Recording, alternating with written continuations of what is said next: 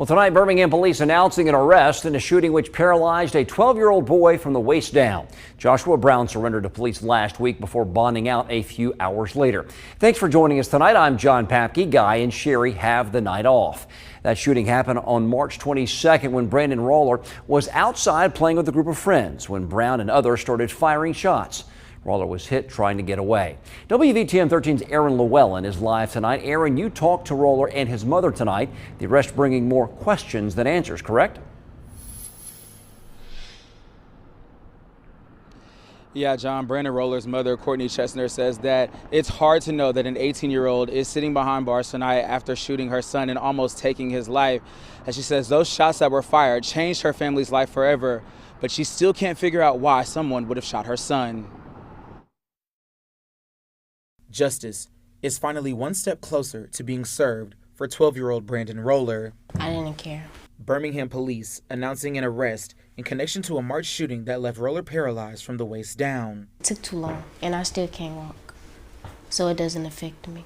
Roller's mother, Courtney Chesner, says it's hard to see another child face the consequences for almost taking her son's life. I don't want vengeance, you know what I'm saying?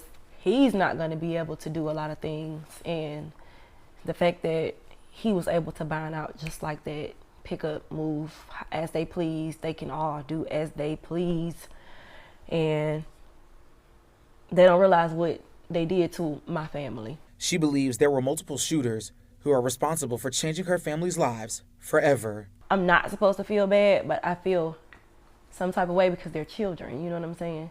But consequences have to be done. I just wish that he didn't bind out the same day. And she hopes more arrests will come to hold each person accountable. I don't want no harm on no kids, but at the same time, I feel like it could have been more arrests besides that one child because it was about 10 of them, 10 of them. And they had multiple guns. So her and her family can get answers to their questions and continue their journey to heal. I want to hear, I'm sorry. I don't want Facebook to have their narratives. I don't want the police to have their narratives. I don't want just people in the world to have their narratives. I want to know they're sorry. But until then, Chesner and her family are moving forward, with Roller being the glue that holds them together. He is our strength in this household. The way he moves around and talks to us, he's our strength in here. Everybody be sad. He has his sad days, but when we sad, he get us together. He's my strength. He's their strength.